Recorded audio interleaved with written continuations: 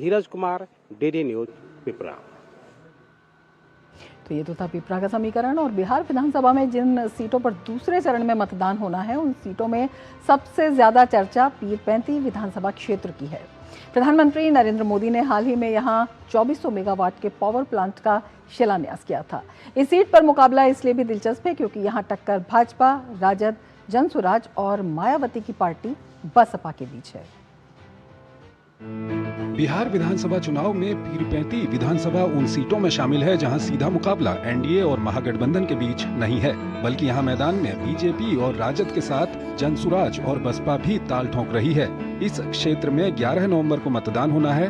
पीरपैंती विधानसभा क्षेत्र में भाजपा ने वर्तमान विधायक ललन कुमार की जगह मुरारी पासवान पर बड़ा दांव खेला है। मुरारी पासवान लंबे समय से आरएसएस के लिए काम करते रहे हैं। बताया जा रहा है कि पत्नी का गुल्लक फोड़ने के बाद वो अपना नामांकन पत्र दाखिल कर सके हैं।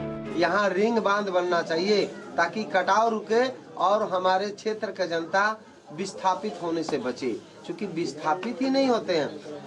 अब जमीन तो कट गया, खेती का भी जमीन कट जाता है, और खेती का जमीन जब कट जाता है तो लोग लाचार और विवश हो जाते हैं और इधर उधर भागने के लिए विवश हो जाते हैं। चूँकि खेती थी, खेती कट गई, अब बचा क्या।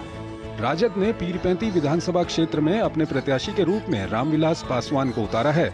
यहां राजद अपने पारंपरिक मुस्लिम यादव समीकरण को मजबूत करने के साथ साथ बेरोजगारी, महंगाई और स्थानीय विकास की कमी जैसे मुद्दों पर सरकार को घेरने का प्रयास कर रही है।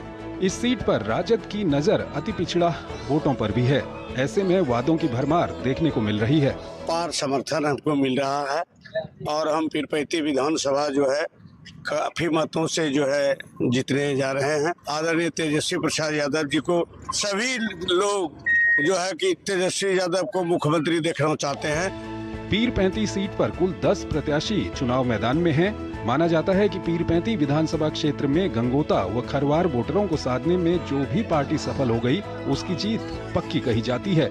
प्रधानमंत्री नरेंद्र मोदी ने हाल ही में पीरपैंती में 2400 मेगावाट पावर प्लांट का शिलान्यास किया था। इसके कारण क्षेत्र में विकास की संभावना काफ़ी ज़्यादा बढ़ गई है। इसके साथ ही बड़ी संख्या में लोगों को रोजगार भी मिलेगा। ऐसे में राजद का विकास न होने वाला दावा कहीं ना कहीं सटीक नहीं बैठता हुआ दिख रहा है। हालांकि देखना ये होगा कि मतदान के दिन जनता अपना भरोसा किसे देती है।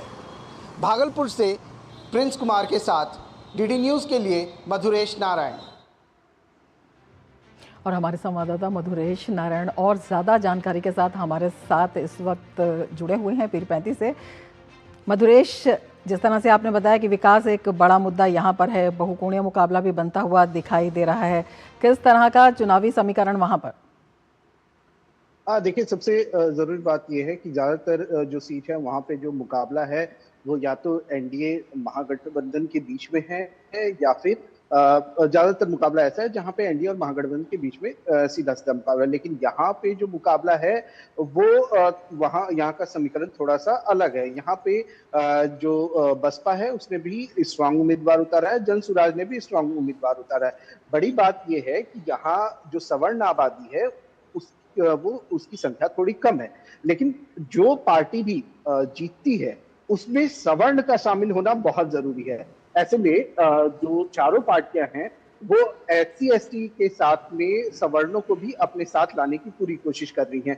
दूसरा जो सबसे महत्वपूर्ण बात है वो ये कि पीरपैंती ऐसा इलाका है जहां गंगा के कारण कटाव काफी तेज होता है, इसलिए इस पूरे इलाके में कटाव का जो मुद्दा है वो काफी तेज है। और जो भी प्रत्याशी इस कटाव के मुद्दे पर बात कर रहा है, इस कटाव को लेकर के अपनी योजना बता रहा है, लोगों तक उसकी पहुंच ज्यादा होगी। और निश्चित रूप से जैसा कि हमने अभी देखा भी, जो एनडीए के प्रत्याशी हैं वो लगातार इस कटाव को लेकर के लोगों के पास से बातचीत कर रहे हैं और अपना जो विजन है, अपनी जो प्लानिंग है वो भी बता रहे हैं कि किस तरीके से पीरपैंती का जो उपजाऊ भूमि है उसको बचाया जा सकता है। दूसरी तरफ एक समीकरण और देखने के लिए मिलता है, यहाँ पर पूरे राज्य में महिला वोटर और युवाओं पर खास फोकस है। अगर हम एनडीए के शपथ पत्र की बात करें, इसमें भी महिलाओं और युवाओं पर खास ध्यान दिया गया है। मसलन एनडीए के शपथ पत्र में और महागठबंधन की बात करें तो महागठबंधन में भी महिलाओं और युवाओं पर ध्यान देने की बात कही गई है। बिल्कुल, सभी ने और विकास इस पर पूरे फोकस इलाके किया में है, महिलाओं और युवाओं पर ध्यान केंद्रित किया है, लेकिन किसकी आवाज दमदार तरीके तक, दिलों तक पहुंच पाती है, ये देखना बाकी है। बहुत शुक्रिया मधुरेश तमाम जानकारी के लिए। और बिहार की जिन 121 विधानसभा सीटों